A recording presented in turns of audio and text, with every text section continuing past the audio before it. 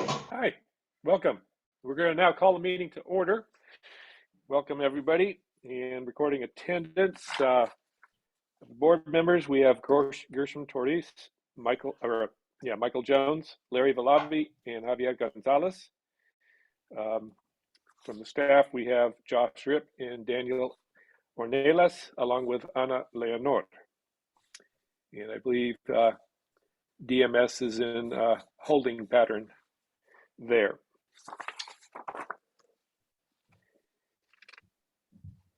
That takes care of introduction of guests. Can I have a motion to approve the agenda?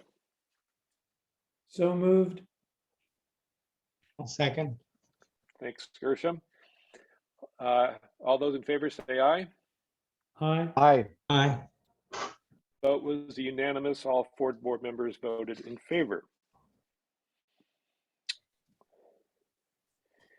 So, public comment. Is there anybody that wants to speak to some subject that is not on today's agenda? Not hearing anything, we will zoom past public comment to the consent agenda. And we've had a chance to review that. Is there a motion to approve the consent agenda, or is there something somebody would like to pull off to discuss?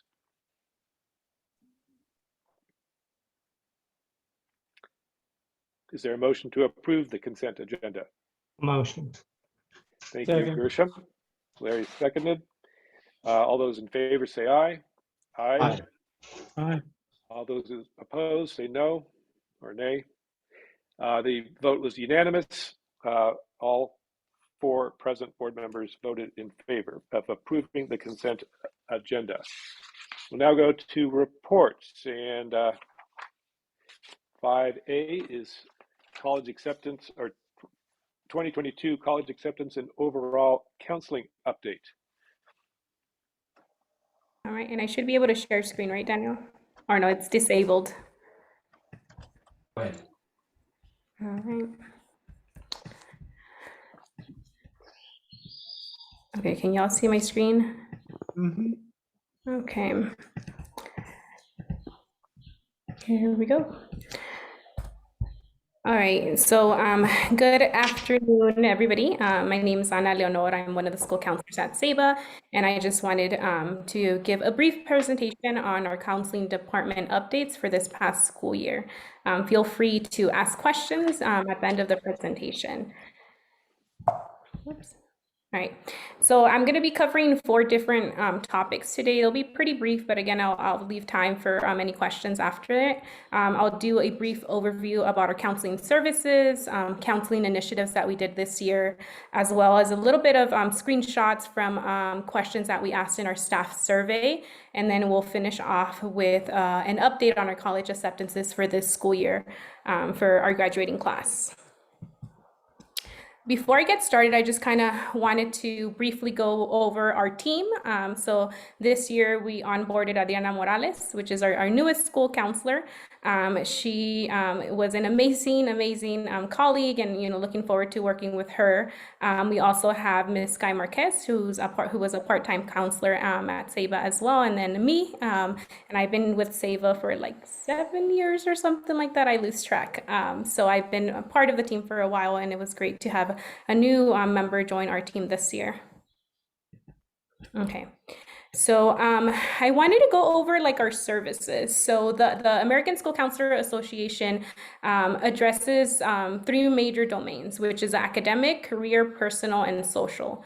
So the way that we kind of structured our department is that I help students with more of the academic and career portion, and Adriana and Sky focus more on the personal and social aspect. We do collaborate, a lot throughout the school year. So, sometimes Adriana and Sky will help me in the academic and career and vice versa. But our main roles are we're like the leads in, I do more of the academic and career, and Adriana and Sky do more of the personal and social. The way that our kind of department works when it comes, at least for the personal and social, is that we have a counseling referral process where anybody in any stakeholder can refer a student for counseling services. So it can be teachers, it can be parents, it can be administrators, it can be anybody in the MTSS team, self-referrals as well. So we get referrals from all these different stakeholders, and then depending on what the student's needs are, then we provide interventions for them. On the right-hand side, you can see some of the different services and interventions that we do offer to students. It is tiered intervention, so there's things that we, outreach to with all students, and then some more in a group setting and others more individual. So depending on what the student's needs are. And again, on the right-hand side, here's some of the services that we do provide: one-on-one counseling, check-ins, drop-ins, grief and loss counseling, group counseling, ripple effects. And we also are suicide interventions as well. Adriana and I attended this past, at some point this school year, we attended an ASSIST training to be able to help students that have suicidal ideation. We help also the MTSS team with doing student observation. So like when students get referred to us, we'll observe them in class and report back to the team. We do also have parent meetings as well that run throughout the entire year. And those parent meetings can be like 504s. We also attend IEP meetings or any like meeting requests by parents. We do classroom presentations as well throughout the whole year for every grade level. And the topics of those presentations vary greatly. It can be more academic, career, or personal, depending on what the needs are. And one of the things we do quite well at too is community partnerships. So there is circumstances where, we're not capable, or it's outside of our scope of practice to be able to serve the students. So we do referral outs to different organizations. And we also bring in different organizations to do different like presentations for our families, teachers, and students as well. So it's I think definitely one of our strengths that in our team, that we're able to network and bring in different community members to help support our students. We also do parent workshops. And one thing that I added to is teacher check-ins. So I think this year was, really difficult for any educator to come back. And I think one of the things that we also kind of did more of this year is to check in with teachers, who needed to kind of debrief, whatever it is that they were going through. So I'm glad that we were able to provide that this school year. Here I added a couple pictures of some of our initiatives and events that we did this year. One of them was a big hit, which you can see here is a Kindness Wednesdays. So beginning Q4, we began hosting like lunch activities for our middle school students. Activities included arts and crafts, friendship bracelets, Mother's Day cards, vision boards. We would play music, and it was just a really good experience. It was so popular that even the high school students were like, "Why don't you do that for our grades?" I was like, "Well, we didn't think you were going to be interested. We thought we were going to be too cool to hang out with the counselors." But we did a few with the high school, and they were successful. So we're looking to having a little bit more of that next school year.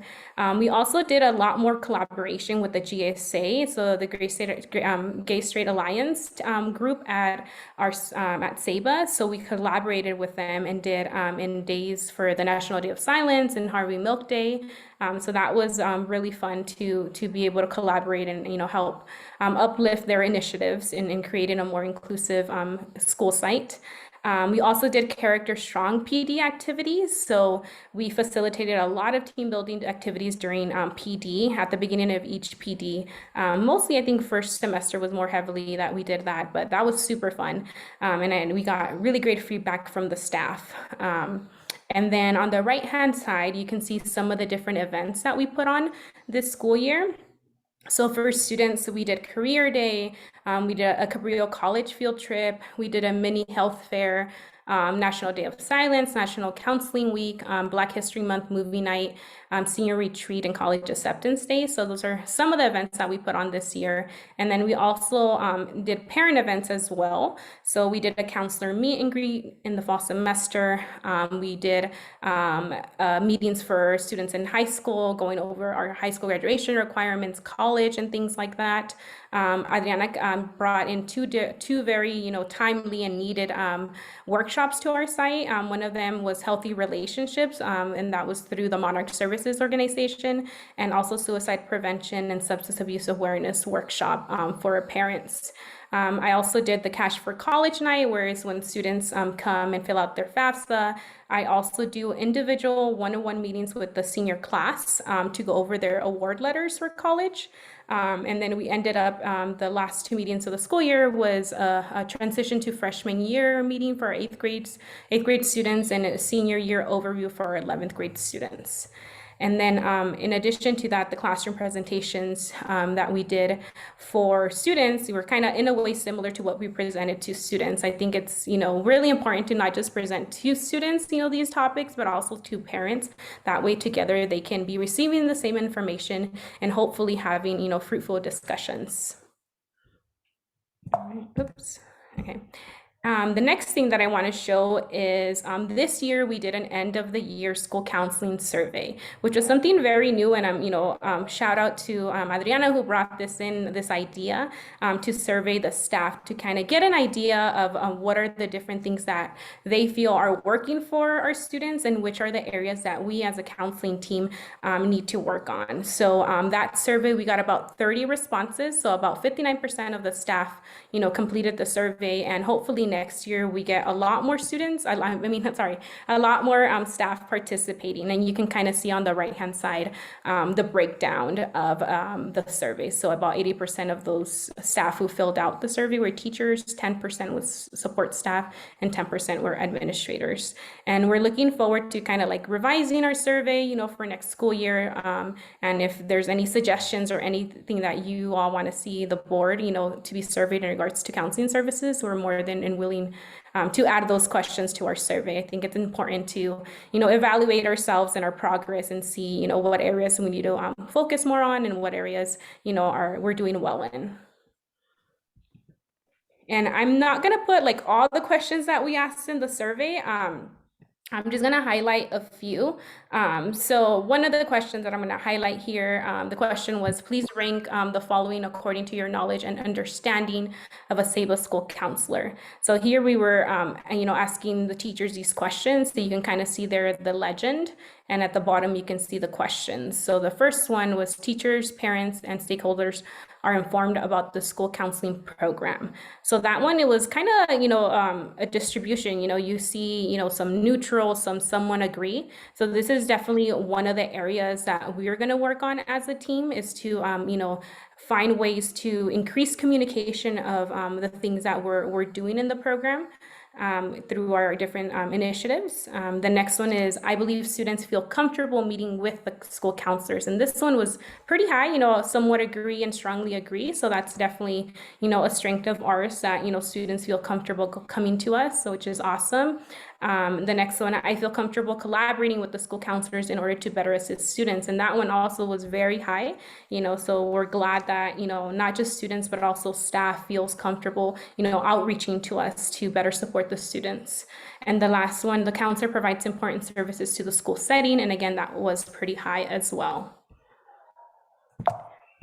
The next question was, listed below are some of the services offered by your school counselor. Please indicate which services have been the most beneficial to your students in the past, or might be most beneficial to your students next school year.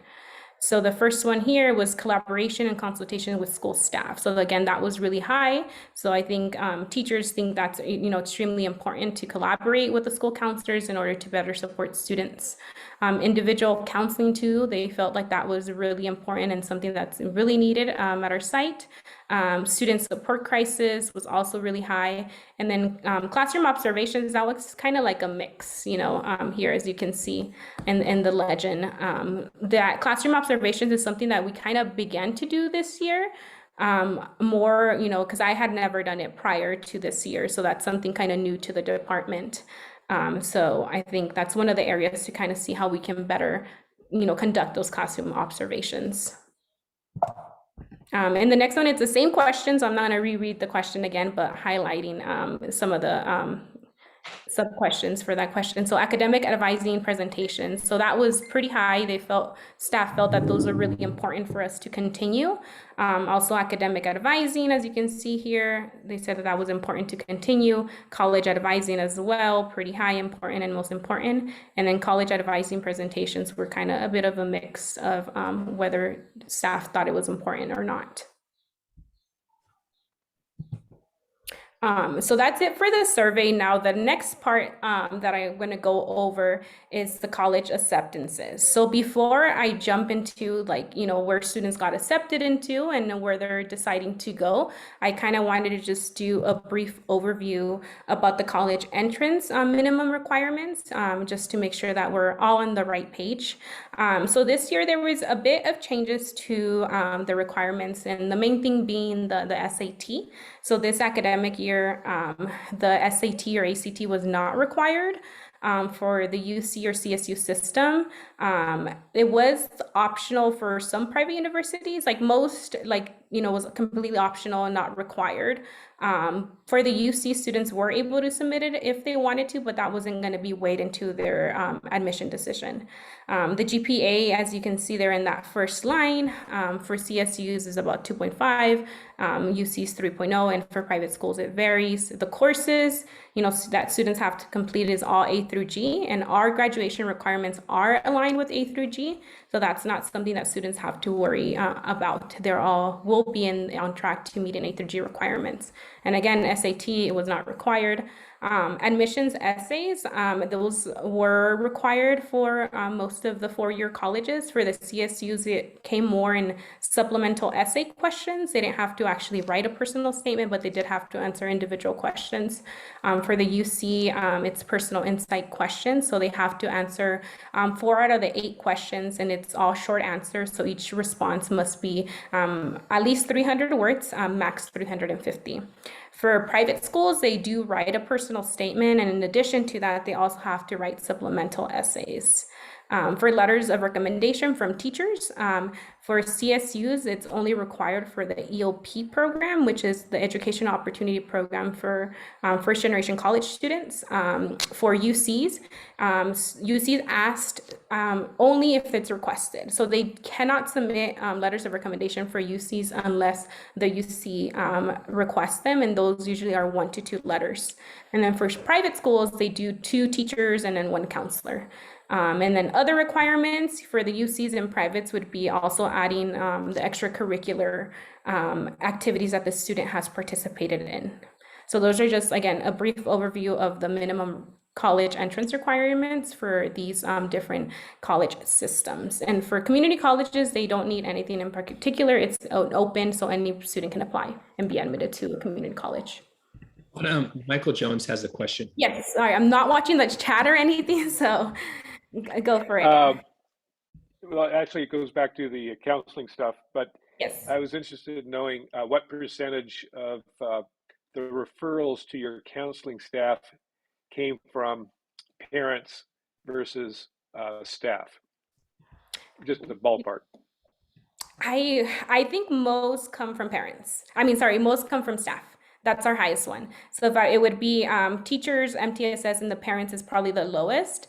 I don't have those numbers at the top of my head, but I could say that I know for sure teachers was the highest. So those are the referrals that we got the most from. Self-referrals? Say out of 10 referrals, would you say 8 came from staff and teachers and 2 came from parents? Yeah. The parent referrals are very limited that come through. So that's one thing, because right now though, the parent referrals, we advertise it, we have the papers at the front of the school, that's how they're able to, so the parent would have to come in and fill out the form to be able to do it. Sometimes we do get phone calls from parents, and we do it that way too as well. But that's one of the things that we were discussing, like how, can we ensure that parents know that this is something that's available to their student. I think that outreach, making parents aware of the process and what's available and when it would be appropriate to contact the school would be probably helpful. The other thing you mentioned that the counselors were reaching out to staff, and I certainly understand the challenges that the staff has been through with the pandemic and so forth. As a counselor, does your credential allow you to counsel adults? So just to, sorry, I think just to be clear, it's more of like listening, so it's more of us, sitting there and like listening sometimes to teachers, it wasn't actually counseling. So I apologize if I Okay. didn't make that clear. It's more of being like an ear, sometimes, or even just providing a space, I know that's something that throughout the years, I've provided to, all staff, my office is an open door. So if anybody needs to take a moment to like gather themselves, they're more than welcome to come to the, to my office and, take a moment to gather themselves. So I think that that's more of what we did. It wasn't actually, counseling sessions. So I apologize. Yeah, no, if I was ignorant about what the age range as a counselor with a PPS, Yes. is there an age range that you're authorized for? Well, I've only worked in K through 12, so but I know the master's degree, allows you to work in higher ed, and then the PPS allows you to work in K through 12. So I to be honest, I wouldn't be able to answer that question. But yeah, because I've worked only in K through 12. So my Right. daughter is a counselor at De Anza College. She has a PPS and a master's, and none of the other counselors actually have PPSs. Interesting. Thank you. Yeah, good questions. I love questions that I don't quite know the answer to, because it gets me thinking like, ooh, now I'm gonna research that. All right, so Anna, yes. sorry, but I mean, since you are talking about the counseling stuff, I don't know if I should give you my questions right now or wait for the presentation. Either way is fine with me. Is it most in regards to like the beginning of my presentation or more about college? Like Kind of. One college? of them's really easy, and the other one sort of, fades into college as well. Like the kindness Wednesday that you were doing for kids, was that open to all kids or just particular kids that sort of also needed the counseling? No, so this was completely open to all kids. So our little setup was in front of the school, because that's where, you kind of see more student action of walking during lunchtime. So we would set up right in front of the school by the patio. So we would put on these two tables, we would put music. And then at first it was kind of slow, and then we would go out and recruit kids, like, come hang out with us. And like eventually we got our, our solid group of students that were just very consistent with coming every single Wednesday. And then, we would get new students here and there. So it was, completely open to anybody that wanted to come. Okay, and then the other one is more focused, I'm guessing, towards the like community partnerships. Kind of how do you work with them? How do you use them? Because in my mind, I have this sort of question / suggestion, perhaps. So, kind of like, if you want to tell me how the partnership stuff works, who do you, kind of work with to do what type of stuff? Yeah, so I think the main things, one of them is doing counseling referrals out, because, there is things that are outside of their scope of practice where students need, more of a tier 3 intervention. They need like a therapist, a psychologist, a psychiatrist, more of that. That's things that we're not able to do or feel comfortable doing. So we refer those students out to different community-based organizations such as PVPSA or Encompass, which is like kind of the two, major counseling services in Santa Cruz County. So that's one thing we do. The other thing too, for community partnerships, like, I partner with our local colleges, like Cabrillo College, UC Santa Cruz, and have them come on site and do, various presentations, CSUMB as well. Reach out to them so they can come, and present to students and parents. So that's another way that we can partner with communities, with the community partnerships piece. Okay, because something that I've been kind of noticing as I've been talking to people that either have just graduated this year or have graduated, for a few years, sometimes we kind of think this is what we like, when we're in high school, when we're sort of going to start going towards that career path. And then down the road, they find out, what, that was totally wrong. This is not for me. I should have done something else.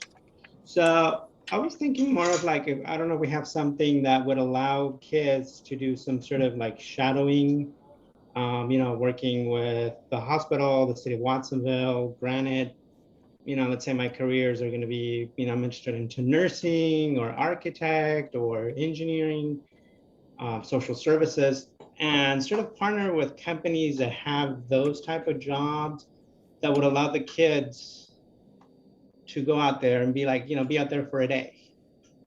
Yeah, I think that's something a like that. great idea. Some programs that I would refer students out to, one of them, Youth Serve, which is an organization that that helps youth look for community service. They used to run a summer program, but they don't do it anymore, and where students were able to do internships. We have in the past had students do the Wattsville City internship or something like that for high school students, but unfortunately this year our SABA students were not allowed to apply. And I had already advertised it because they had brought it back. So I actually reached out to the program director, and they said that it was, limiting to the local high schools, comprehensive high schools. So that was, but they said that hopefully moving forward they can open it to our students as well. But they had basically intern in a different department within the Watsonville community. I think one of the challenges with that is like the age, like of our students. They're all underage. So I think that's, it would be one challenge, that I can just kind of think at the top of my head, to coordinate that with them. But it's definitely something that would be extremely beneficial for our students. And, if you have any, connections where, organizations would be open to that, I'm more than happy to connect with them. But I think that'd be a great idea for students actually to get, exposed to different careers and actually, be there and present, learning about these careers versus, Googling them online. Yeah, exactly. Okay, thank you, Anne. All right. Okay. So really great questions. So I'm going to go ahead and just go on to the last portion of this presentation, which is the admissions. So here you can see a bunch of different icons. Each of them represents the different CESUs, which are California State Universities in California. So in California, there's 23 different state universities, and these are the ones that students applied to and got accepted into for this school year. So CSUMB usually tends to be the higher one because it's our local school. So as long as school students meet the minimum requirements, they are guaranteed admission into CSUMB. So we about 12 students got accepted there. Then Sacramento State, about 9. Cal State East Bay was about 6. CSU Bakersfield, 3 students. CSUSB, 2 students. Chico, 8 students. San Jose, 9 students. Stanislaus 2, Cal State LA 4, Sonoma 1, Humboldt 1, Long Beach 1, Fullerton 2, SF 2, Fresno 4, and Cal State San Marcos 1. And as you can kind of see, like our schools that are closer to us is typically where students tend to apply to more. CSUMB, again, being our local school, San Jose are usually the schools that are kind of more popular, I guess, for students to apply to. So these numbers are pretty, across the years, like these tend to be a lot higher where students apply and get accepted into. So that's for CSUs. And then for UCs, here is our admissions for UCs. So for Berkeley, we have 2 students accepted into Berkeley, 4 into Santa Barbara, and 5 into UC Davis, 2 Merced, 9 UC Santa Cruz, 2 UCLA, and then 1 UC San Diego. So I'm very, this is probably the highest for Davis and Santa Cruz. These 2 definitely was like, wow. A lot of our students got accepted into Davis and Santa Cruz this year. And this one's been the Cal Berkeley, it's kind of been about 1 or 2 students every year. So this one was kind of like, didn't surprise me too much, but I think definitely the Davis one and the UC Santa Cruz one did surprise me this school year. How many seniors are there? Oh, 50, 65, right, Daniel? Daniel? 65, 66, I forget. 64. Ah, there we go. Yeah, so 64 seniors this school year. So these are the people, this year's seniors, Yes, in this what year's. schools they're going to. These are the ones where they got accepted into, not where they're going. Oh, okay. So this is just like overall, like where they got accepted. Yeah, So, we're up to about 90 students. So some students, for example, got accepted into multiple UCs. But for the students who had these exceptions or were accepted at these schools, well, I don't want to interrupt you. Go ahead. Okay, so we'll continue on. And these are some of the private schools that students got accepted into. This year, we didn't have, like compared to other years, we didn't have as many students followed through completely with submitting their applications for private schools. I think this year, a lot more students were interested in either doing a transfer pathway or applying to local schools here in California. They weren't really interested in like going out of state as much or even in-state private schools. But here's some of the schools that students did apply to and got accepted into for this school year. And most of them, well, I mean, there's some that obviously are out of state and some in California. And when it comes to actually where they're headed, this is where they're headed. So here's the post-secondary pathways. So we have about 39.7% of students going into four-year universities or colleges. We have 49.2% going into a community college. We have 7.9% going into a vocational or straight to the workforce. And then we have about 3.2% going into the military. So this is where our graduating class for this year is headed now they graduated from high school, but yeah, that's where they're headed. That's what their plans are as of the date that I did the survey.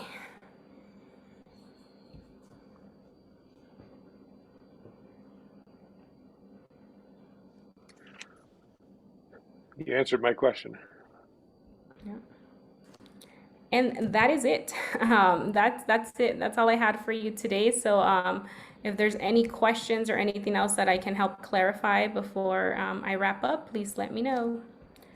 Well, one question I do have is all those numbers of where people got accepted, if for the students who were accepted to a four-year college, what number or what percentage have chosen to go to, say, Cabrillo or a community college instead? That might be for a variety of reasons, but I think the most practical one is that it's cheaper to go to a two-year college for, say, to Cabrillo for 2 years and then go to a four-year. Is that dynamic going on there? Yeah, I mean, I definitely seen like I don't have the exact number which I can pull, but not at the moment, but I can definitely share that with you. But I have seen, over the years, I've been there for 7 years. I've starting to see a trend of students opting in, to starting at the community college. And, one of them honestly being the financial portion of it. I do meet with all students who get accepted into four-year colleges. I do meet with all of them to help them look up their award letters and kind of compare them to see like, how much does the college cost? How much are they offering? And what's left, like what's not covered through the different means of financial aid. So that is, one factor, like the cost. It is, 2 years of college are free in California, so they can do 2 years for free and then transfer. One thing too that I've seen the last few years is I've seen less students apply to out-of-state schools and private schools. So, and one of the things that in the past that we used to do is we used to do, college field trips to different states. And I feel like when students actually get to visit the school, I feel like they are more motivated to actually applying and even consider, going out of state. Great, thank you. Great questions. Any other questions or anything else that wasn't clear or would like more information about?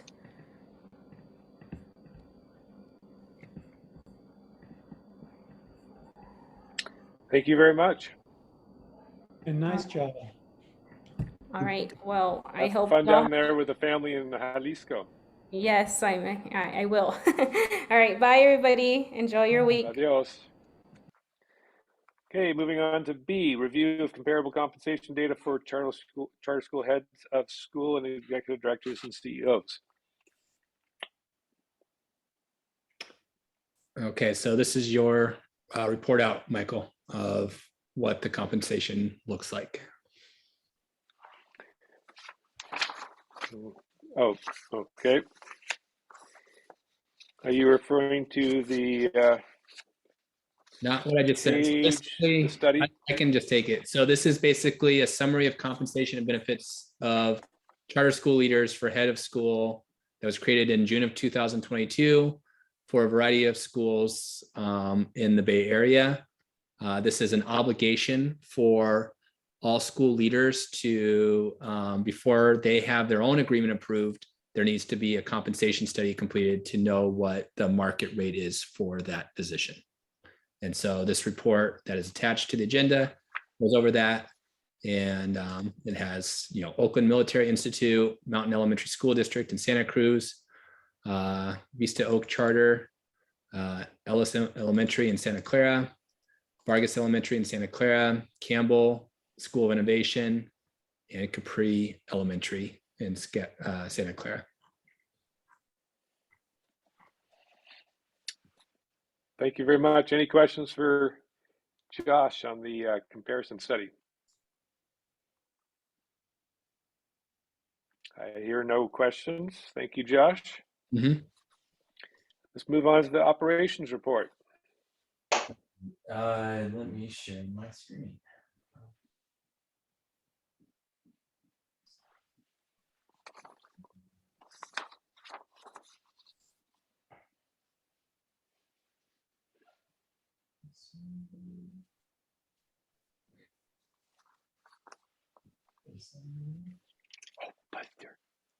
So I'm just going to go over the summer priorities that we're working on here at the facility.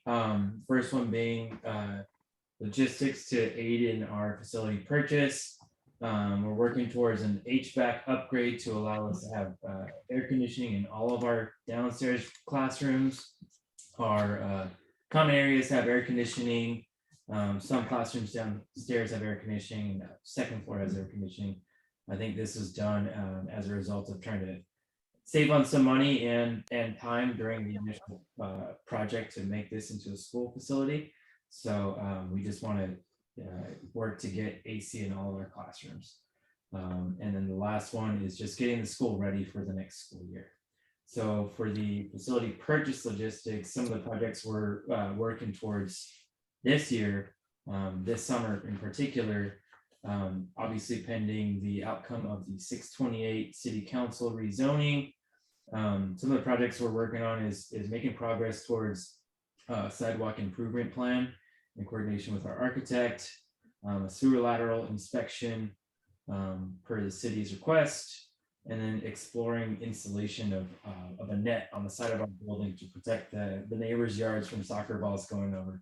It saves our soccer balls for the kids, and it saves the neighbors a little bit of time in throwing them back over, or having to have our students go over to their doors asking to throw the soccer ball back over. So anything to make things a little bit easier for the neighbors and our students during lunch activities.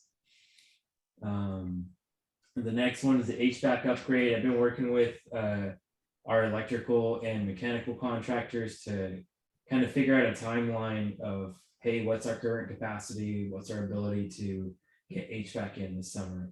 So the tentative schedule that I have right now is during the summer, we look to expand our electrical closet, the physical closet itself, where we have the electrical panels, add in a panel in that closet for extra HVAC units, put the units in place on the roof, do all the wiring and installation needed, but not power them on yet.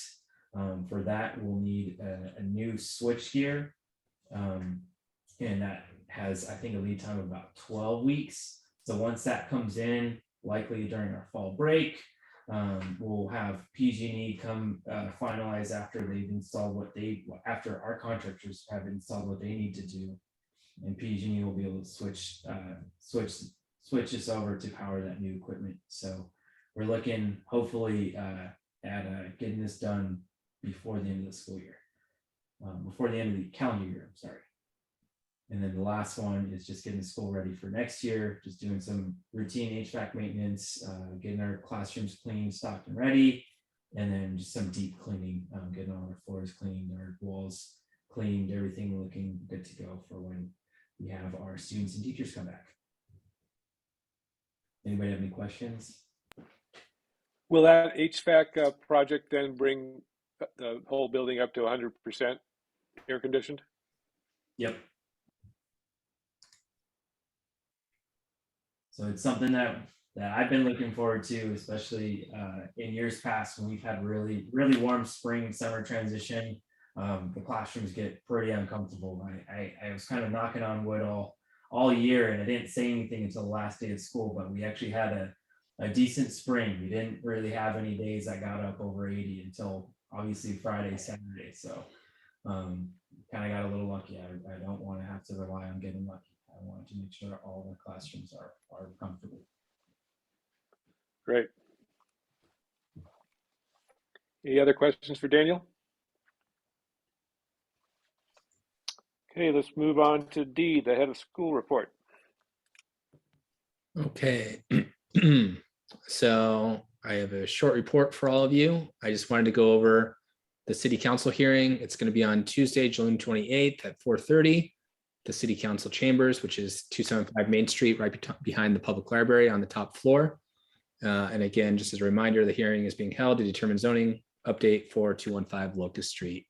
And we'll have the city council members there. And they belong to, there's a representative from each of the 7 districts in Watsonville. What we're going to present to the city council is that we plan to address each concern that they commented in the city staff's report, as well as concerns that were brought up at the planning commission hearing. We're going to go over traffic mitigation measures that we're currently undertaking, crosswalks, traffic signals, carpool plans, to make sure the traffic is as minimal as possible. We did have a traffic study done. The results were that the person who conducted the study said that there was minimal waiting time for families on Locust Street. So I'm hoping that they are able to communicate that to the city staff, and that in turn is able to be communicated to the city council, because I know that was probably the biggest concern. And it was also highlighted that they feel that a crosswalk directly in front of the driveway on Locust Street would be ideal, and not over by, they said we could also have one by Riverside, at Locust and Riverside, but they said one right in front of the driveway would be ideal. So hopefully the city staff is able to adopt that measure. We did SABA community outreach. We did a SABA cares group, which went out and picked up trash a few times during the Q4, and we'll continue to do that to make sure that we're doing our part to be good neighbors in the community. We also had a community outreach group that went out and showed families who SABA is, why we're good for the community, that their students can go here to school, that if we are granted this zoning permission, that there'll be upgrades to the crosswalks, traffic signals. In some cases, sidewalks will be extended or changed. So it's going to be just make the area safer for everybody involved. And the community was very receptive to SABA, and we have lots of comments about from neighbors saying that they are appreciative of SABA, which is good to hear. We'll make sure that that's communicated to the planning or to the city council on the 28th.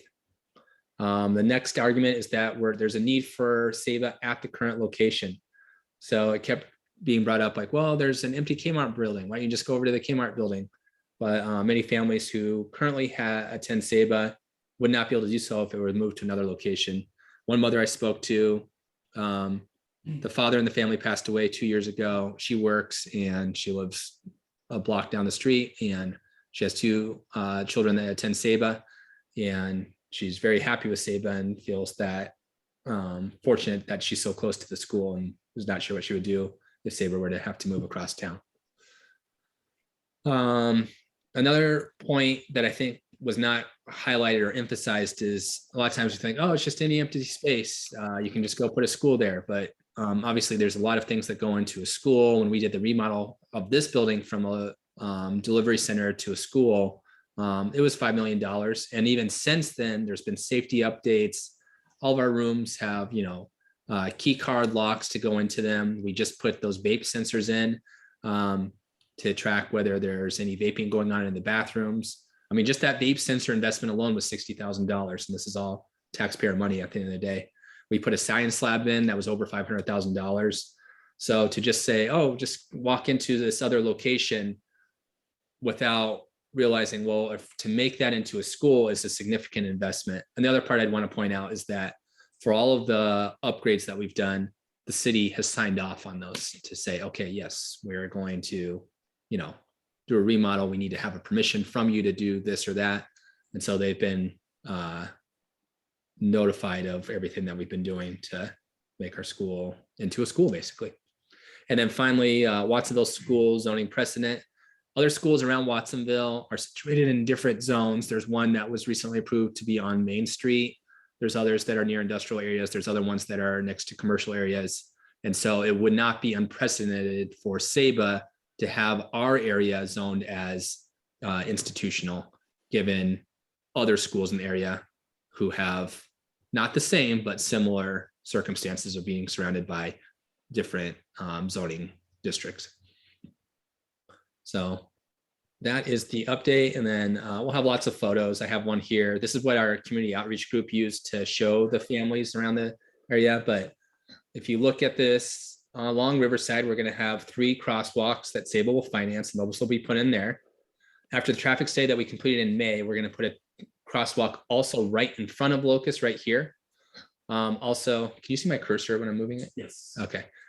When you turn right onto Locust from Riverside, there's no sidewalk here. And so in the traffic study, they highlighted that we need to have a sidewalk here. And so SABA, of course, will finance that sidewalk. So we'll have a sidewalk that will go all the way along Locust Street. And then we'll have 4-way crosswalks around here at Locust and 2nd, at Walker and 2nd, and then over here on Walker and West Beach. So these would also be significant upgrades for all of the families that live in the area. And there's quite a few. And then there's different types of crosswalks. The ones we'll be installing are high visibility crosswalks. And then not all of them, but many of them will also have school zone signs with lights or signals.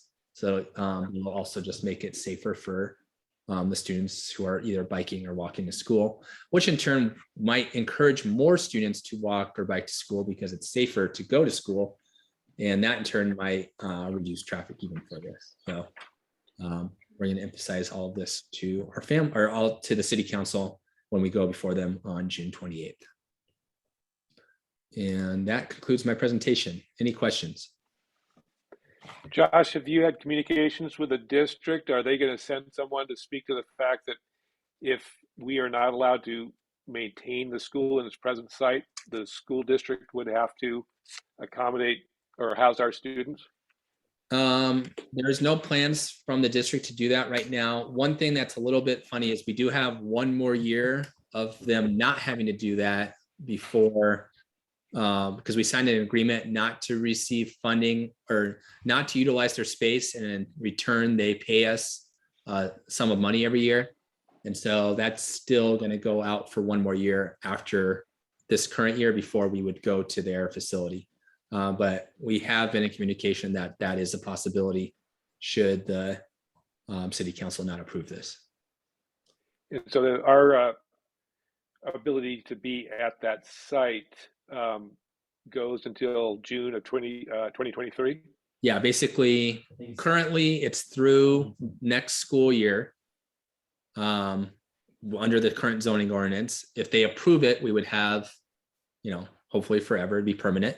But if they don't, then at the end of next school year, we would need to vacate the building. And do you have any intel or any, has there been any communication with any of the council members? I emailed them Did not receive a response, but the just having talked to some people who talked to the city council members, it was communicated to me that we just need to show them who SEBA is, why it's important, and also just make sure that there's a lot of people present to show the importance of this, like of the impact of their decision. And so we've let families know about this upcoming hearing, and we'll definitely be sending out communication as the date approaches. It's about 2 weeks away now, to make sure we have many of our families out to support SEBA for this important hearing. Great. Any other questions for Josh? All right, well, I plan to be there, and clearly it's a turning point in the history of the school, so very important. Yes. All right. Well, thanks, Michael. I appreciate your support. And yeah, you never know what might happen. I feel confident. I think it's like anything, just do all the work you can to make sure you've crossed all your T's and dotted all your I's, which we've done. And then it's just ultimately up to the vote of those city council members. Yeah, it looks much better as far as the presentation, because I know previous, I was there on the previous meeting. And per suggestions that were given to you, you didn't give some of this information, but now it looks like you're going to be covering all the other stuff that was brought up by other people. So it's going to look really good. I am really bummed that I'm not going to be able to be there because we already made plans to go on vacation that week. But at least I will probably be watching it online. So you'll have my support cyber-wise. All right. Okay. Okay, with that, let's head over to closed session. And Josh, you will not be joining us? I'll join. I need to open the Zoom meeting. And then if you would like me to be present, I can stay or I can step out, and then you can just continue to communicate and just text me on my phone when you're ready for me to be a part of that closed session meeting. What's your phone text? I'll text you right now so you have it. Okay. Let's go to closed session.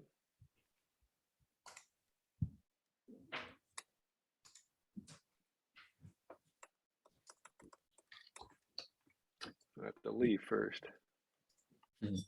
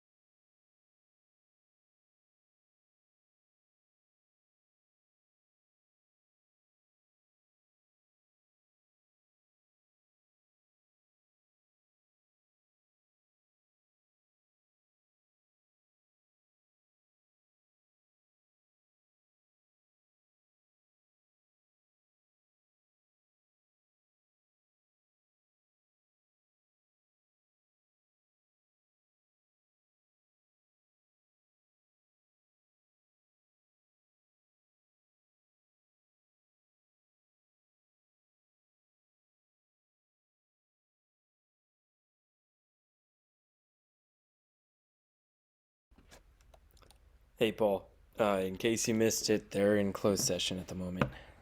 Oh, I've been here listening. I'm just working on the side, so that's why I'm not on the screen. Waiting my turn. Not a big deal. Okay. Thanks, Paul. No problem.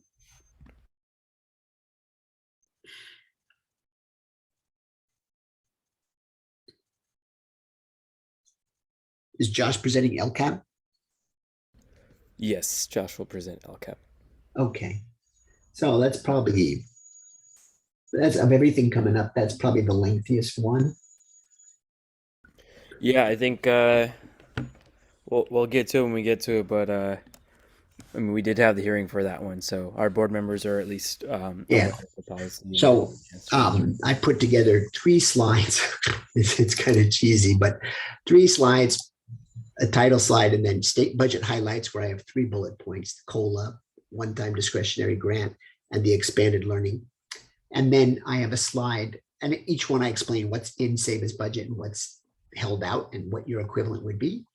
And then I have operating funds and one-time funds. And the one question they'll ask is, if we're only making 100 and something thousand and your one-time funds are 757,000, what does that tell us about our future? Yeah, I well, don't, I certainly think, there's one-time expenditures in there, right? But yeah. Well, I think we'll get there when we get there. Just an FYI, we are being recorded at the moment. I just wanted to run through. So that would be what you would have to help me, address Yep. those. Okay.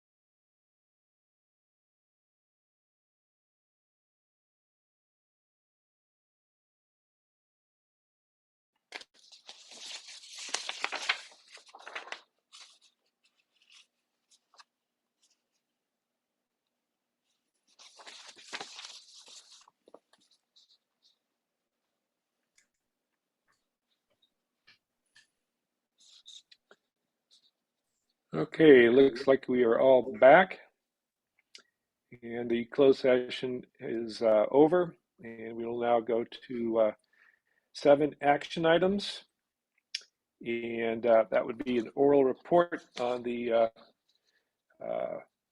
executive compensation paid to Saba head of school.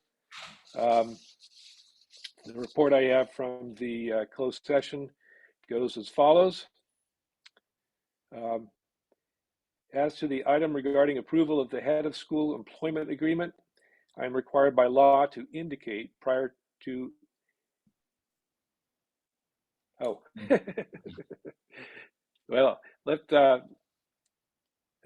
sort of out of sync here. I didn't see that I was supposed to read this No, you're prior. because we're going to vote on it after this. Okay, so that the contract, oh, that's right, we're going to play, okay. We didn't have to vote for it in the closed session. So I'm required by law to indicate prior to any vote of the head of school employment contract that the contract provides the following. 1, a work schedule of a minimum of 234 days annually, a base annual salary of $165,000 for the 2022-2023 school year, 20 paid days off annually, $7,776 towards annual health benefit premium, and employer contributions to the state teachers retirement program. I would also note that the annual salary is in keeping with the compensation comparability study that the board received earlier this meeting. That's the end of my report.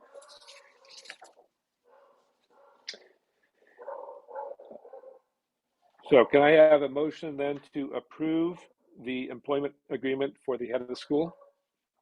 So I moved. move. I'll second. I think that was Larry who moved and Javier who seconded, if I read that correctly or heard that correctly. Javier, how do you vote? Yes. Gershom, how do you vote? Aye. And Larry, how do you vote? Aye. And Michael, the chair, votes aye as well. So the vote is unanimous. Congratulations, Mr. Rip. Thank you.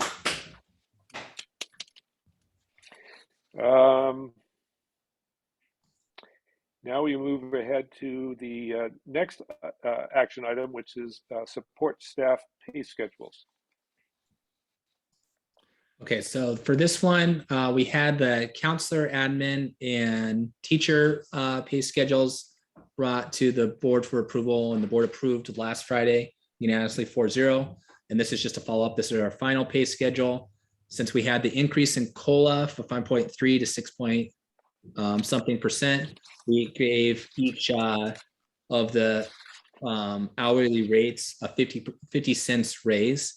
And so this is in keeping just to stay up with COLA for what the Governor Newsom's May revise expressed. And so I'm asking the board to approve the updated support staff pay schedule that has hourly rates for starting and through 5, as well as a maximum hourly rate.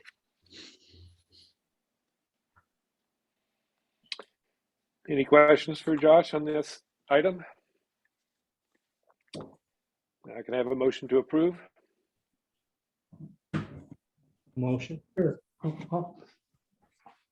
You got it, Gershom. Gershom moved and I'll Larry second. seconded. Thank you. All those in favor say aye. Aye. Aye. Aye. Any opposed? The motion passes unanimously. Okay, moving on to the 2022-23 LCAP. So on Friday, I presented on our 22-23 LCAP, our 4 goals, the actions associated with those goals, and as well as the document. We got parent input as well as staff input throughout the second semester in creating this LCAP.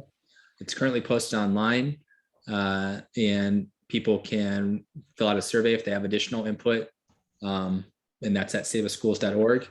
But today I would like the SABA Board of Directors to approve our 2022-23 LCAP as currently stated. All right, can I have a motion to approve? I move. Thank you, Javier. I'll second. Larry seconds. All those in favor say aye. Aye. Aye. Any opposed? The vote is unanimous. Motion passed. Item approved. The 22-23 LCAP. Moving on to the 22-23 July budget. Oops. This is where Paul comes in. Thank you. Good evening, board. Good evening. Thanks for being with us. Thank you. If it's okay, I wanted to share my screen. I have just a really, my elevator speech about the California state budget and what's included in SABA's operating budget.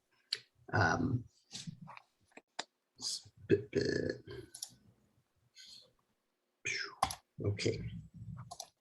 So before I present the operating budget per SABA, I just wanted to give you some highlights, very, very material impact items. So the state budget, there's a lot of money there, and I think they're chomping at the bit to spend it. So current LCFF COLA is a 6.56%. That already went up from 5.33% in January. The legislature is right now debating between adding to that. So it could be anywhere from 9.8 up to 16% is what they've said. Currently on the table, in addition to the 6.56% is this $2 billion funding, which Governor Newsom's putting in because he realizes when the COLA goes up, but all these mandated costs like your contribution to STRS and so forth goes up. And they don't go up the same way. So by backfunneling it with $2 billion, it was to enable schools to absorb the hit they would take on those mandated costs. There's also a proposed $8 billion one-time discretionary grant, which is estimated at $13.75 per ADA. This is currently not included in the SABA budget, but if it's passed, it will provide approximately $666,000.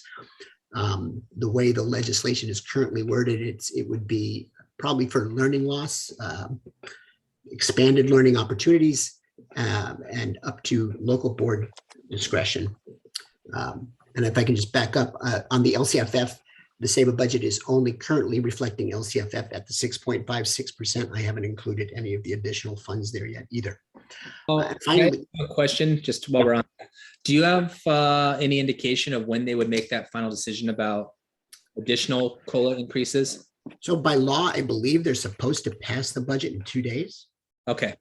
I don't think they've been on time the past 2 years, but the pandemic has put a lot of things behind. So once we deal with this budget, should things change materially, I am happy at your discretion and Josh's discretion to bring a revision to you guys in August or September, and we could look at what the impact of the actual past legislation would be. Yeah, and the reason I ask, honestly, I mean, it impacts a lot of things, but we're just trying to match our salary schedules to that. So as that increases, we want to, as much as possible, pass that along to our staff. So that was a consideration for the future. And finally, there was a new program this year, which is the Expanded Learning Opportunities Program. Currently, this year, for unduplicated percentages, your free and reduced population English language learners over 80%, they're going to get $1,170 per unduplicated ADA. That's going to go up to $2,500. And they're pretty sure this is going to go. It's a big program that Governor Newsom is pushing, and that is in the budget. And finally, I know this comes up from time to time, so I wanted to make sure we understood when I present the budget, we have our operating funds, our general recurring annual operating funds, and what the continuing one-time funds are at the moment that's in the budget. There's still the $733,000 is ESSER CARES Act related. It is specifically to deal with all of the issues that the pandemic caused, from learning loss, social emotional support, sanitation, cleanliness, upgrading facilities, HVAC, all of that kind of thing. And in the other state revenue, there's $23,000, which is your teacher's educator effectiveness grant. So that one is pretty small, and that one goes on for about 4 years. So with that said, I want to bring up the SABA budget. So we are proposing this budget with increased projected enrollment to 515. Projected P2 ADA next year would be 494.40. That's a change, an increase in ADA of 15.15 currently versus where we are at right now. That would result in total revenues. Sorry. I'd just like to note the increase in ADA is so the first one is our actual through this year, and that's, you know, given our attendance percentage this year was close to, I would say, 93%, and that's, you know, all the impacts of the COVID-19 pandemic, students still having to isolate and quarantine, and then next year that ADA is at 96%. We're assuming 96% attendance as is more of a normal year for us. Obviously, things are subject to change, but that's what we're projecting at this time. So the change in ADA, along with the COLA increase in the LCFF funds, will give you an overall increase of $394,610 in our projected revenue budget. The bulk of that increase, the main increases in LCFF, you're seeing a slight reduction in federal. I think we are starting to get towards the tail end of ESSER. We've used ESSER 1 and ESSER 2, and we're now moving into the ESSER 3 phase. So overall, total expenditures are going up $729,846. There was a COLA given to staff and some other things that are still related to in the pandemic world. But we'll end the year at with a net surplus of $121,978, which would provide you a pump up of your ending balance to $7.4 million, which is about 84% of your current annual operating budget. In your packet, you also have a more detailed view by specific line items. And most importantly, we have just a quick view of the ADA and the enrollment, but finally, a multi-year. And Daniel and I went through the multi-year. I reviewed it. We looked to make sure we extracted out any ESSER funds that would be in there, bypass any of the issues we had last time. And finally, a cash flow. We should begin the year with close to $4 million in cash and end the year with about 4.2 million. And of that, remember, we'd still have 1.1 million in accrued revenues. So, and those are typically paid out in July, August, and September of the next fiscal year. That ending cash is 196 days of cash on hand. You never really drop below 160. So again, extremely healthy. The fund balance is healthy, everything. We have a multi-year, which is reflecting COLAs based on the guidance we've been given by the Department of Finance.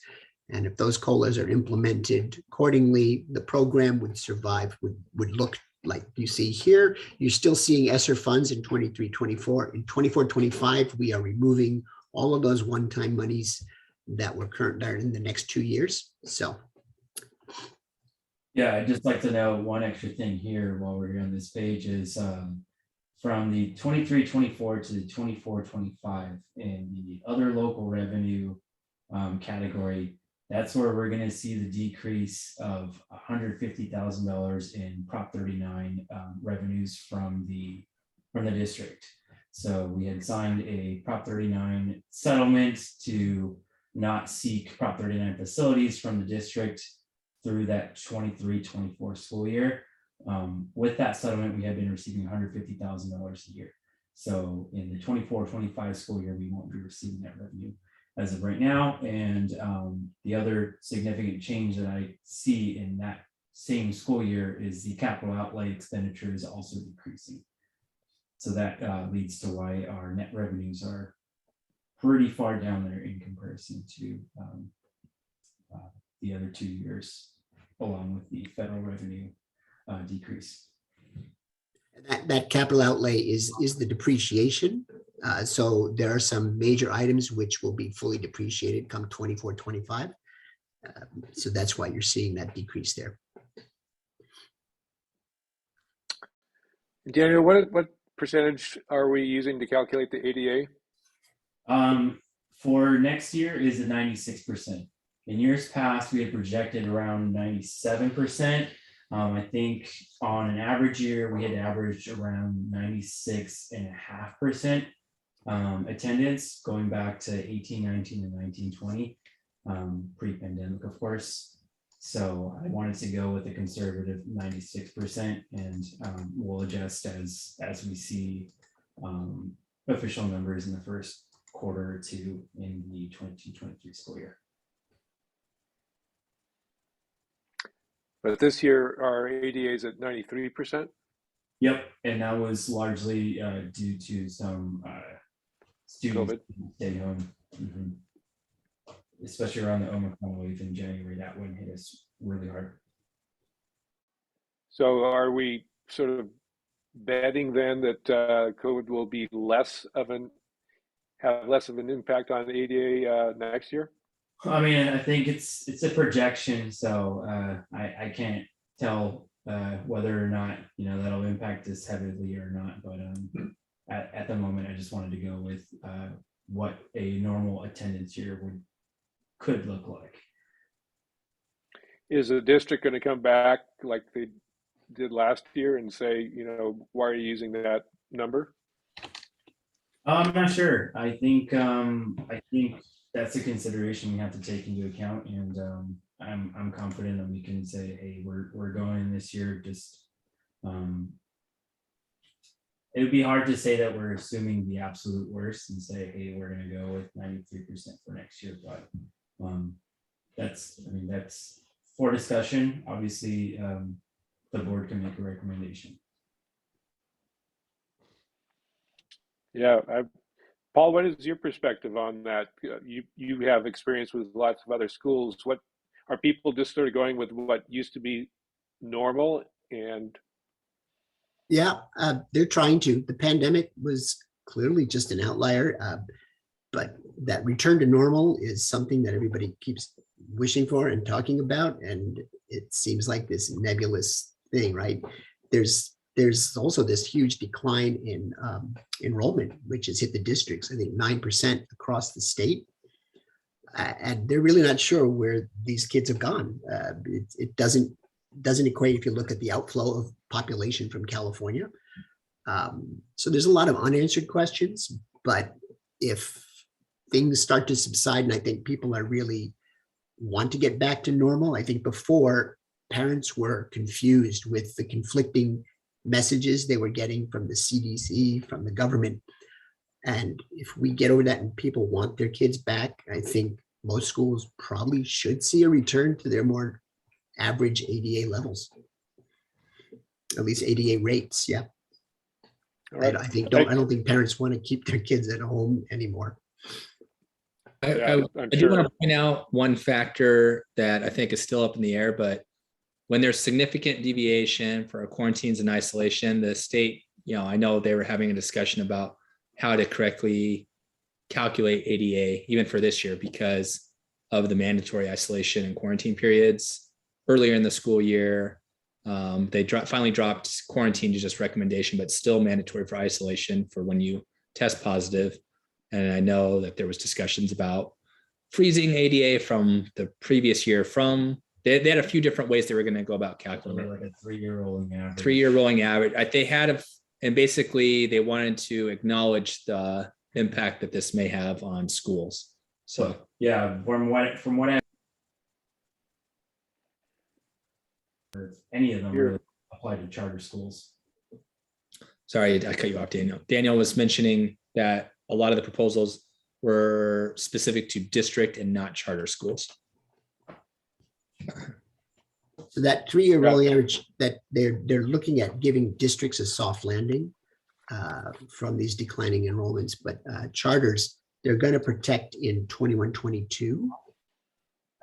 But after that, we're not included in the soft landing that they're going to be providing to districts. Mm-hmm.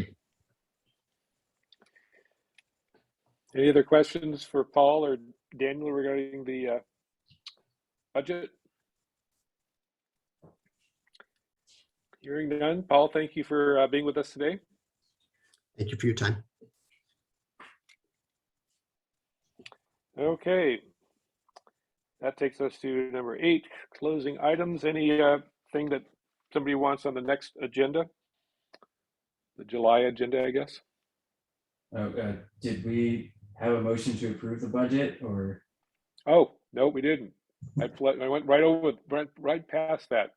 Can I have a motion to approve the July budget? So moved. Second? Second. Alrighty. We have motion second. All those in favor say aye. Aye. Opposed? So the vote is unanimous, approving the 2022, 2023 July budget.